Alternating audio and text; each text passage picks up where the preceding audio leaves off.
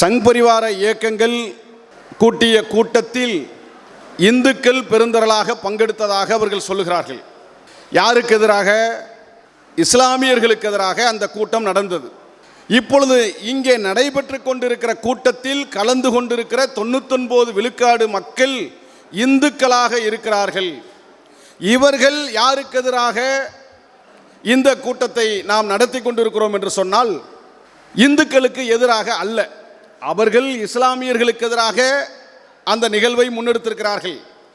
நாம் முன்னெடுத்திருக்கிற இந்த நிகழ்வு இந்துக்களுக்கு எதிரான நிகழ்வும் அல்ல, மாறாக சங் பரிவாரிகளை, RSS பிஜேபி உள்ளிட்ட சங் பரிவாரிகளை கண்டித்து இந்த மாநாடு நடைபெற்று கொண்டிருக்கிறது. நியாயமாக குன்றத்தை RSS பிஜேபி உள்ளிட்ட சங் பரிவாரிகளிடமிருந்து குன்றத்தை காப்போம் என்கிற தலைப்பு மிகச்சிறந்த தலைப்பாக இருக்க வேண்டும் என்பது எங்களை போன்றவர்களுடைய கருத்தாக இருக்கிறது. ஏன் இந்த மாநாடு பொதுவெளியிலே நடக்க வேண்டிய மாநாடு அரங்கத்தில் நடந்து கொண்டிருக்கிறது? நாம் எல்லாம் எண்ணிக்கொண்டிருக்கிறோம், அண்மையிலே திருப்பரங்குன்றம் மலையிலே இருக்கிற சிக்கந்தர் மலை என்று சொல்லக்கூடிய அந்த சிக்கந்தர் சாவடியிலே ஒரு இஸ்லாமிய சமூகத்தை சார்ந்தவர் தன்னுடைய நேர்த்திக்கடனுக்காக ஆடு பலியிட அல்லது ஆடு வெட்டுவதற்காக முனைகிற போது, இது சிக்கந்தர் மலை அல்ல, சிக்கந்தருக்கு சொந்தமான மலை அல்ல, இது திருப்பரங்குன்றம் இந்துக்களுக்கு சொந்தமானது, முருகனுக்கு சொந்தமானது, இந்த மலை இந்துக்களுக்கு சொந்தமானது. எனவே இந்த சிக்கந்தர் பீடத்தில் ஆடு வெட்ட அனுமதிக்க மாட்டோம் என்று சங் பரிவாரிகள் எதிர்ப்பு தெரிவித்ததனுடைய விளைவாக அங்கே இருக்கிற காவல்துறை உங்களுக்கு எதிர்ப்ப வலுக்கிறது, எனவே நீங்கள் ஆடு வெட்ட அனுமதி இல்லை என்று அங்கே இருக்கிற காவல்துறை அதிகாரிகள் சொல்லுகிறார்கள். நியாயமாக காவல்துறை அதிகாரிகள் என்ன செய்திருக்க வேண்டும்? இன்றைக்கு நேற்றைக்குத்தான் அந்த சிக்கந்தர் மலையிலே ஆடு பலியிடுகிறார்களா, ஆடு வெட்டுகிறார்களா என்று சொன்னால், ஆண்டாண்டு காலமாக இஸ்லாமியர்கள் தங்களுடைய நேர்த்திக்கடனை செலுத்துவதற்காக அந்த சிக்கந்தர் மலையிலே ஆடு வெட்டுவதை வழக்கமாக கொண்டிருக்கிறார்கள். அது எந்த இடத்தில்? அங்கே இருக்கிற இஸ்லாமியர்கள் அல்லது அவர்களுக்கு பாத்தியப்பட்ட அந்த சிக்கந்தர் மலையில் அவர்கள் வழிபடுகிறார்கள். இந்த வழிபடுவதற்கு அவர்களுக்கு உரிமை இருக்கிறதா இல்லையா என்றால் நீதிமன்றம் பல தீர்ப்புகளை வழங்கி இருக்கிறது. இப்பொழுது திருப்பரங்குன்றம் இந்துக்களுக்கு சொந்தம், இது முருகன் மலை என்று முழக்கம் வைத்திருக்கிற அந்த சங் பரிவாரிகளை பார்த்து நாம் கேட்க வேண்டிய கேள்வி, இதற்கு நீதிமன்றங்களே பல தீர்ப்புகளை வழங்கி இருக்கிறது. திருப்பரங்குன்றத்திலே முருகர் மலை தனியாக இருக்கிறது, சிக்கந்தர் மலை தனியாக இருக்கிறது. இந்த இரண்டு மலைகளையும் ஆங்கிலேயர்களுடைய ஆட்சி காலத்தில் ரயில் போக்குவரத்தை உருவாக்குவதற்காக இந்த மலைகளை சிதைத்து ரயில் போக்குவரத்தை அவர்கள் உருவாக்க வேண்டும் என்கிற அந்த சூழ்நிலையில் வெள்ளைக்கார அரசுக்கு எதிராக திருப்பரங்குன்றம் மலையை வெள்ளையர்கள் ரயில் போக்குவரத்திற்கு எடுத்துவிடக்கூடாது என்று நீதிமன்றத்தை நாடுகிறார்கள். அந்த நீதிமன்றத்திலே ஒரு தரப்பாக இஸ்லாமியர்களும் ஒரு தரப்பு வாதங்களை முன்வைக்க மனுவிலே இணைகிறார்கள். இந்த வழக்கு 1920ஆம் ஆண்டு வெள்ளைக்காரர்கள் ஆட்சி காலத்தில் இருந்தபோதே, நாடு சுதந்திரம் அடைவதற்கு முன்பாகவே இந்த வழக்கு நீதிமன்றம் செல்லுகிறது. இந்த வழக்கை விசாரித்த நீதிமன்றம் இந்த பகுதிகள் எல்லாம் இஸ்லாமியர்களுக்கு சொந்தமானது, அந்த இடத்தில் இஸ்லாமியர்கள் தங்களுடைய உரிமைகளை நிலைநாட்டிக் கொள்ளலாம், இந்த பகுதிகள் எல்லாம் முருகன் மலைக்கு சொந்தமானது, அங்கே இந்துக்கள் தன்னுடைய உரிமைகளை நிலைநாட்டிக் கொள்ளலாம் என்று வெளிப்படையாக 1923ஆம் ஆண்டு நீதிமன்றம் தீர்ப்பளித்திருக்கிறது. தீர்ப்பு அளித்த நீதியரசர் யார்?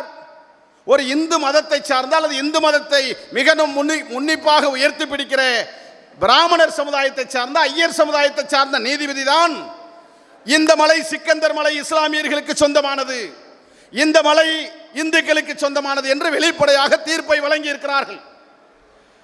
இந்த தீர்ப்பு பின்னாளிலே மேல்முறையீடாக அன்றைக்கு வெள்ளைக்காரர்கள் ஆளுகிற போது உச்சநீதிமன்றம் லண்டனிலே இருந்தது.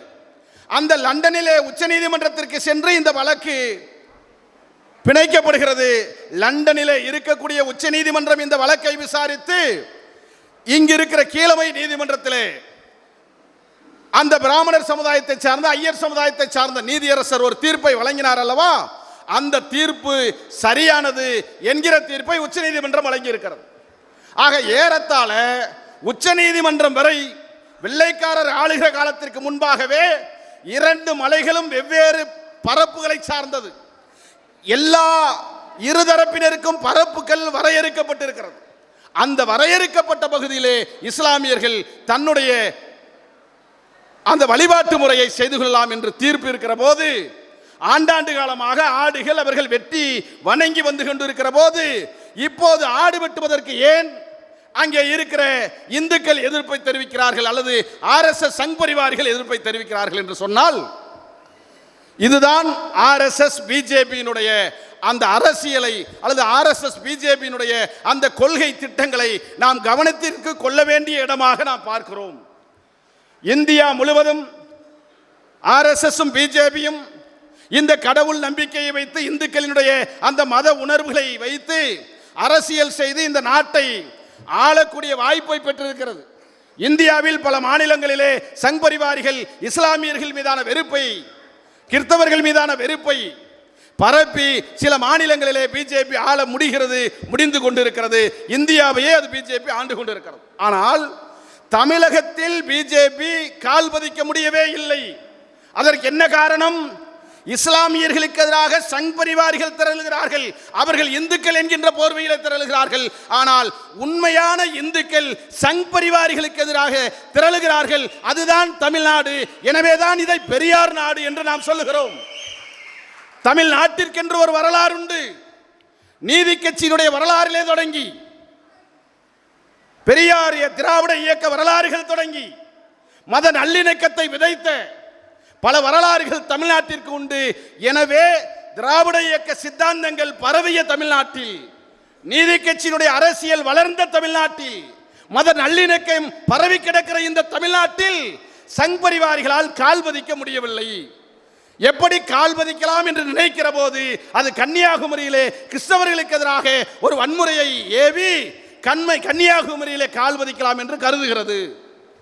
திருப்பூரிலே, கோவையிலே அங்கிருக்கிற இந்துக்களை அரசியல் படுத்துகிறோம் என்கிற பெயரிலே வெறியை தூண்டி கோவையிலே, திருப்பூரிலே பிஜேபி கால் பதிக்க முடியும் என்று நம்புகிறது.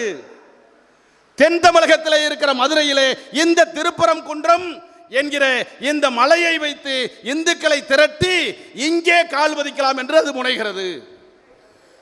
ஆக பிஜேபி, RSS உள்ளிட்ட சங் பரிவாரிகள் தன்னுடைய அரசியல் ஆதாயத்திற்காக, தன்னுடைய வாக்கு வலிமைக்காக இந்த நாட்டில் கால் பதிக்க வேண்டும் என்பதற்காக இந்துக்களுடைய மத உணர்வுகளை அரசியலாக்கி இந்துக்களுக்கு எதிராக கிறிஸ்தவர்களை நிறுத்தி, இஸ்லாமியர்களை நிறுத்தி நாம் கால் பதிக்கலாம் என்று அது நம்புகிறது. ஆனால் மதுரை அரசியலோ தமிழ்நாடு அரசியலோ முற்றிலும் மாறுபட்ட அரசு. இங்கே அவர்களால் கால் பதிக்க முடியாது. யோசித்து பாருங்கள். இன்றைக்கு நாம் இன்னும் சில செய்திகளை கவனத்தில் கொள்ள வேண்டிய தேவையாக நான் பார்க்கிறேன். பொதுவாக மத நல்லிணக்கத்தை விரும்புபவர்கள் அல்லது இஸ்லாமியர்கள், வெளிப்படையாக வைத்துக் கொள்வோம், இஸ்லாமியர்கள் சகிப்புத்தன்மை என்கிற பெயரில் பல்வேறு விடயங்களை விட்டுக் கொடுத்து அவர்கள் பந்து எறிகிற போது அதை தடுக்கிற முயற்சியை மட்டும்தான் நான் மேற்கொள்கிறோம். அவர்கள் முன்னே வருகிற போது தடுக்கிற முயற்சியை, தற்காப்பு முயற்சியை மட்டும்தான் நான் மேற்கொள்கிறோமே ஒழிய, நிரந்தரமாக இந்த பாசிச சங் பரிவாரிகளுக்கு எதிராக நாம் என்ன அரசியலை முன்வைத்திருக்கிறோம் என்கிற கேள்வி மிக முக்கியமானது. நான் இன்னொரு கோணத்திலே பார்க்கிறேன். உண்மையிலேயே சிக்கந்தர் மலையிலே அல்லது பழனி முருகன் மலையிலே யாருடைய உரிமை பறிக்கப்பட்டிருக்கிறது?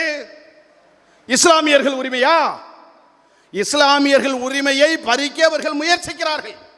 அதை தடுக்க இந்த போராட்டத்தை நாம் முன்னெடுக்கிறோம். ஆனால் உண்மையிலேயே பறிக்கப்பட்டிருப்பது திருப்பரங்குன்றையிலே இந்துக்களினுடைய உரிமைகள் தான் பறிக்கப்பட்டிருக்கிறது என்பதுதான் நிதர்சனமான உண்மை. எப்படி இந்துக்களுடைய உரிமை பறிக்கப்பட்டிருக்கிறது? பழனி மலையிலே இருக்கிற முருகன் யாருக்கு கடவுள்? வேடர் குலத்தினுடைய தலைவன், வேடர்குல மக்கள் தலைவனால் இறைவனாக வணங்கப்படக்கூடிய முருகன் என்கிற கடவுள் அல்லது தலைவன் வேடர் குலத்திலே பிறந்த தலைவனாக இந்த மண்ணில் நிலைநிறுத்தப்படக்கூடிய கடவுள் முருகன். வேடர் குல மக்களால் வணங்கப்படுகிற, குறவர் குல மக்களால் வணங்கப்படுகிற கடவுள் முருகன். குறவர் குல மக்களும் வேடர் குல மக்களும் முருகனை கடவுளாக வணங்குகிறார்கள் என்று சொன்னால், வேடர் குல மக்கள் அசைவத்தை சார்ந்தவர்களா? குறவர் குல மக்கள் அசைவத்தை பின்பற்றுபவர்களா? வேடர்கள் என்றாலே, குறவர்கள் என்றாலே அசைவத்தோடு பின்னி பிணையக்கூடிய வரலாறுகள் உண்டு. எனவே அசைவத்தை வாழ்வியலாக கொண்டிருக்கிற வேடர் குல தலைவன் எப்போது சைவ கடவுளாக மாறினான்? அசைவ கடவுளாக இருந்த முருகனை சைவ கடவுளாக மாற்றியது யார்? யோசித்து பாருங்கள். இந்துக்கள் அல்ல, சங் பரிவார கும்பல்கள். வேடர் குல மக்கள் ஆடு வெட்டுவதை, கோழி வெட்டுவதை வாழ்வியலாக கொண்டவர்கள். இதே முருகன் கடவுளாக ஏற்றுக்கொள்ளப்பட்டிருக்கிற அந்த வழிபாட்டு தலங்களிலே எல்லாம் முன்னொரு காலத்தில் ஆடு வெட்டப்பட்டிருக்கிறது, கோழி வெட்டப்பட்டிருக்கிறது. அசைவம் உணவினை நாம் சமைத்து உணவறிந்து இருக்கிறோம். ஆனால் இன்றைக்கு எந்த கோவில்களிலும், பழனி முருகன் கோவில்களிலே அசைவத்தை நாம் பின்தொடர முடியாமல் போனதற்கு யார் காரணம்? இந்த முருகன் கோவிலிலே முருகன் யார்? வேடர் குல தலைவன். வேடர்கள் யார்? தமிழர்கள். தமிழர்களுடைய மொழி என்ன? தமிழ் மொழி. ஆக முருகன் கடவுள் என்றால் முருகனை வணங்குகிற மொழி தமிழாகத்தானே இருக்க வேண்டும். ஆனால் முருகனை வழிபடுகிற மொழி இன்றைக்கு தமிழாக இருக்கிறதா? தமிழிலே கோயில்களிலே நாம் வழிபட முடிகிறதா? திருப்பரங்குன்ற மலையிலே, பழனி மலையிலே தமிழை தூக்கி எறிந்துவிட்டு சமஸ்கிருதத்தை முருகனுடைய மொழியாக மாற்றியது யார்? இந்த இடத்தில் இந்துக்கள் உரிமை பறிபோகவில்லையா? அசைவமாக இருந்த வழிபாட்டு முறையை சைவ வழிபாட்டு முறையாக மாற்றிய இடத்திலே இந்துக்களுடைய உரிமை பறிபோகவில்லையா? முன்னொரு காலத்தில் முருகனுக்கு ஊர்வலம் போகிற போது ஆடுகளை, சேவல்களை தான் முதலில் முன்னிறுத்தி ஊர்வலமாக போவார்கள். இன்றைக்கு சேவலை முன்னிறுத்தி, ஆடை முன்னிறுத்தி நாம் ஊர்வலம் போக முடிகிறதா? முடியவில்லை. கருடர் ஊர்வலம் முன்னாடி வந்துவிட்டது. கருடனுக்கு முருகனுக்கும் என்ன சம்பந்தம்? சைவத்திற்கும் முருகனுக்கும் என்ன சம்பந்தம்? சமஸ்கிருதத்திற்கும் முருகனுக்கும் என்ன சம்பந்தம்? இவையெல்லாம் யாருடைய உரிமைகள்? இவையெல்லாம் முருகனை வழிபடக்கூடிய வேடர்களுடைய உரிமைகள். இவைகளெல்லாம் வேடர் குல மக்களுடைய உரிமைகள், இந்துக்களினுடைய உரிமைகள், தமிழர்களுடைய உரிமைகள். எனவே திருப்பரங்குன்றம் மலையிலே இஸ்லாமியர்களுடைய உரிமை பறிபோவதை விட இந்துக்கள் உரிமை நாள்தோறும் பறிபோய் கொண்டிருக்கிறது. இந்துக்களே, நீங்கள் சிந்தித்து பார்க்க வேண்டும். இது இஸ்லாமியர்களுக்கும் இந்துக்களுக்குமான பிரச்சனை அல்ல. இன்னும் சொல்ல வேண்டும் என்றால் இந்துக்களுக்கும் RSS உள்ளிட்ட சங் பரிவார்களுக்குமான பிரச்சனை. எந்த இடத்திலாவது இஸ்லாமியர்கள் இந்த முருக வழிபாட்டு தலத்தில் எங்களுக்கு உரிமை இருக்கிறது என்று கொண்டாடி இருக்கிறார்களா? நாங்கள் இப்ப சொல்றான், ஹெச் ராஜா போன்ற சங் பரிவாரிகள் சொல்றான், நாங்க அந்த சிக்கந்தர் மலையில பன்றியை வெட்டுவோம் சொல்றான். எந்த முஸ்லீமாவது நாங்கள் கோயிலுக்குள்ளே வந்து கிடாவை வெட்டுவோம், சேவலை அறுப்போம், பன்றியை வெட்டுவோம் என்று எந்த இஸ்லாமியர்களாவது பேசியிருக்கிறார்களா? எந்த கிறிஸ்தவர்களாவது பேசியிருக்கிறார்களா? கிடையாது. ஆனால் இந்து இஸ்லாம் கோயில் நிலத்திற்குள்ளே பன்றியை வெட்டுவோம் என்று சொல்லுகிறார்கள். நான் அவர்களை பார்த்து, அந்த சங் பரிவார்களை பார்த்து கேட்கிறேன், பன்றியை வெட்ட நீங்கள் ஆசைப்படுகிறீர்களா? வெட்டுங்கள். பழனி முருகன் கூட, வேடர் கூட தலைவன் கூட அசைவ கடவுள் தான். அந்த முருகன் கோவிலுக்கு முன்பாக நீங்கள் பன்றியை பலியிடுங்கள். பலியிடலாமே, பன்றிக்கறி வேண்டுமென்றால் சுவைத்து சாப்பிடலாமே, எந்த கறியும் அவர்களுடைய உரிமை. ஆனால் இது எங்கே? இந்த உரிமை யாரால் தடை செய்யப்படுகிறது? சிந்தித்து பாருங்கள். ஆக திருப்பரங்குன்றம் மலையிலே அரசியல் செய்யப்பட்டிருப்பது சங் பரிவார அரசியலே ஒழிய இந்து முஸ்லிம் அரசியல் கிடையாது. இதை நாம் தெளிவாக புரிந்து கொள்ள வேண்டும். இன்னும் சொல்ல வேண்டும் என்று சொன்னால், திருப்பரங்குன்றத்திலே, மதுரையிலே இந்துக்களும் முஸ்லிம்களும் அண்ணன் தம்பிகளாக, மாமன் மச்சான்களாக இரத்த உறவு கொண்டு தன்னுடைய உறவு முறையை வளர்த்து கொண்டிருக்கிறார்கள். இப்படிப்பட்ட மதுரை மண்ணிலே முருகனுடைய பெயரிலே ஒரு மத நல்லிணக்கத்திற்கு எதிராக, ஒரு சமய சமத்துவத்திற்கு எதிராக, சங் பரிவார கும்பல்கள் இந்து என்கின்ற பெயரிலே வருகிறார்கள் என்று சொன்னால், என் இனமான இந்து நம்பிக்கை கொண்ட இந்துக்களே, நீங்கள் சிந்தித்து பாருங்கள், நமக்கு எதிரி யார்? இஸ்லாமியர்களா? நம்முடைய எதிரி யார்? கிறிஸ்தவர்களா? சொல்லுகிறார்களே தேச விரோதிகள் என்று. இந்த தேசத்தையே பாதுகாக்க வந்தவர்களைப் போல RSS காரர்கள் கூவி அழைக்கிறார்களே. நாடு சுதந்திரம் அடைவதற்கு முன்பாக இந்த சுதந்திரத்திற்காக எத்தனை போராட்டங்கள் நடந்தது, எத்தனை உயிர் தியாகங்கள் நடந்தது, எத்தனை பேர் கொலை செய்யப்பட்டிருக்கிறார்கள். வரலாறை புரட்டி பாருங்கள். இன்றைக்கு இந்தியா சுதந்திர நாடாக இருக்கிறது என்று சொன்னால், இந்த சுதந்திர பிச்சையை போட்டவர்கள் இஸ்லாமியர்கள், அவர்களுடைய ரத்தமும் சதையும் இந்த சுதந்திரத்தோடு பிணைந்து இருக்கிறது என்பதை நாம் மறந்துவிட முடியுமா? RSS காரர்கள் எங்கேயாவது சுதந்திரத்திற்காக போராடிய வரலாறு உண்டா? மாறாக காட்டி கொடுத்த வரலாறு உண்டு. யாரெல்லாம் சுதந்திரத்திற்காக போராடினார்களோ அவர்களை எல்லாம் வெள்ளைக்காரர்களிடத்தில் காட்டி கொடுத்த வரலாறு உண்டு. ஒருபோதும் நாட்டிற்காக போராடிய வரலாறு RSSற்கோ பிஜேபிற்கோ சங் பரிவாரிகளுக்கோ கிடையாது. எனவே நாடு சுதந்திரம் அடைவதற்கு முன்பிலும் நாட்டின் மீது அக்கறை இல்லாத சங் பரிவாரிகள், நாடு சுதந்திரம் அடைந்த பிறகும் இந்த நாட்டின் மீது அக்கறை இல்லாத இந்த சங் பரிவாரிகள் தான் கடவுளை காப்பாற்றப் போகிறோம் என்று வீதிக்கு வருகிறார்கள். உண்மையிலேயே எனக்கு வேறு ஒரு, நான் அரசியலுக்குள்ளாக இருப்பவன், எங்கேயாவது இந்த நாட்டிலாவது கடவுளை காப்பாற்றுவதற்கு, கடவுள் தான் இந்த நாட்டையே காப்பாற்றுவார். தமிழ்நாட்டில் இந்தியாவில் மட்டும்தான் கடவுளையே காப்பாற்றுறதுக்கு ஒரு கட்சி. யோசிச்சு பாருங்க, கடவுளை ஒரு கட்சியாக காப்பாற்ற முடியும்? அவ்வளவு பலவீனமாகவா கடவுள் இருக்கிறது? கடவுளை நீங்கள் நம்ப மாட்டீர்களா? கடவுள் தன்னை காத்துக் கொள்ளுகிற ஆற்றல் அந்த கடவுளுக்கு கிடையாதா? கடவுளை காப்பாற்ற உனக்கு என்ன தார்மீக கடமை உரிமை இருக்கிறது? நீ என்ன கடவுளை விட பெரியாளா? முருகனை விட நீ பெரியாளா? முருகன் மலையை முருகனை காப்பாற்றிக் கொள்ளுகிற ஆற்றல் தமிழ் கடவுள் முருகனுக்கு உண்டு. சங்கி பயல்களே, உங்களுக்கு என்ன தார்மீக உரிமை உண்டு? இந்த அரசியலை தமிழகத்தில் நீங்கள் விதைக்க முயற்சிக்க கூடாது. தமிழ்நாடு இதற்கு ஒருபோதும் இடமளிக்காது. சொன்னார்களே, காவல்துறை அதிகாரத்திலே, நிர்வாகத்துறை அதிகாரத்திலே சங்கிகள் எப்படியெல்லாம் ஊடுருவிருக்கிறார்கள். நியாயமாக திருப்பரங்குன்றத்தில் இருக்கிற காவல்துறை அது இன்றைக்கு நீதிமன்றத்தெல்லாம் சொன்னாங்க. நீதிமன்றம் மத நல்லிணக்கத்திற்கு எதிராக ஒரு போராட்டத்தை 144 தடை உத்தரவு இருக்கிற போதே அனுமதி அளிக்கிறது. ஆனால் இன்றைக்கு 144 தடை உத்தரவு கிடையாது. நாங்கள் திருப்பரங்குன்றத்திலேயே கேட்கவில்லை, மதுரையில் ஏதோ ஒரு இடத்திலே திறந்த வெளியிலே மாநாடு நடத்த அனுமதி தாருங்கள் என்றால், தடை இருக்கிற போது கொடுத்த நீதிமன்றம் தடை இல்லாத போது தர மறுக்கிறது என்று சொன்னால், நீதிமன்றத்திலும் சங்கிகள் உள்ளே இருக்கிறார்களோ என்கிற அச்சம் நமக்கு இருக்கிறது. அதனால தான் ஹெச் ராஜா சொன்னார், கோர்ட்டாவது மயிராவதுன்னு. இப்போ ஹெச் ராஜா சொன்ன மாதிரி தான் கோர்ட்டாவது மயிராதுன்னு சொல்லக்கூடிய இடத்துல தான் நீதிமன்றத்தினுடைய நிலைகள் இருக்கிறது என்பதை நான் கவலை கூர்ந்து இங்கே கண்டிக்க கடமைப்பட்டிருக்கிறேன். இப்படிப்பட்ட இந்த அரசியலை நாம் முறியடிக்க வேண்டும். மத சார்பின்மை இந்த மண்ணிலே பாதுகாக்கப்பட வேண்டும். இங்கே திருப்பரங்குன்றத்திலே கை வைக்கிறார்கள் என்று எண்ணிவிடக் கூடாது. கன்னியாகுமரியிலே, கோவையிலே அவர்கள் மாத்திரம் ஒரு அரசியலை முன்னெடுக்கிறார்கள் என்பது கிடையாது. இங்கே ஐயா அவர்கள் அழகாக பேசினார்கள், இந்துக்கள் வேறு, சங்கிகள் வேறு. இது நாம் அரசியல் தெரிந்தவர்கள் மாத்திரம் பேசக்கூடாது.